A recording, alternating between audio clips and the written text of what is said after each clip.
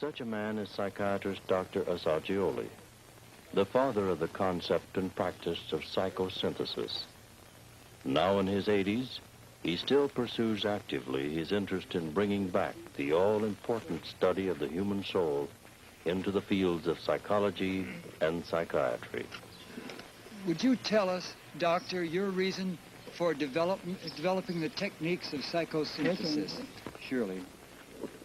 The reason is the need of the patient.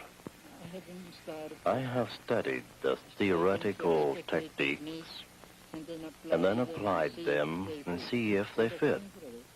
In each case, in each existential situation of the patient, I had to, in order to help, to use techniques, and used many of those existing and others I invented myself, or that I combined. It all starts from the living reality, from the situation, the immediate situation. So no theory, no preference for one technique or another. In a sense, I say, all depends on who applies it, chiefly the theory, to whom he applies it, how he applies it, and at what moment at which he applies it. So each technique can be helpful or harmful according to these four elements. See what I mean? So that gives a great freedom and pliability. But of course that requires intuition and great practice. But it's easy. I think it's a good policy that it corresponds to inclusiveness of psychosynthesis.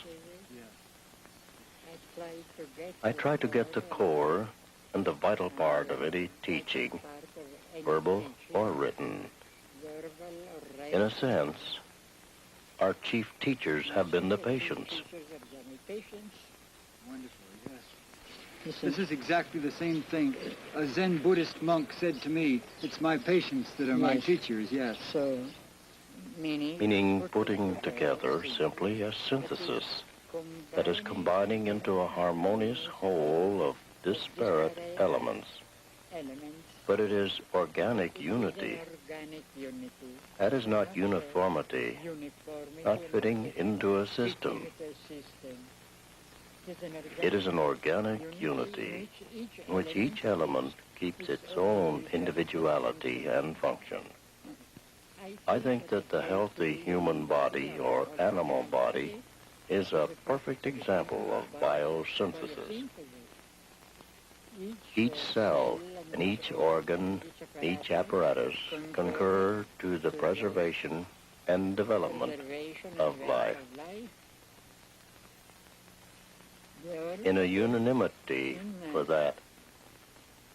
But the heart cell remains the heart cell, and the liver cell remains the liver cell.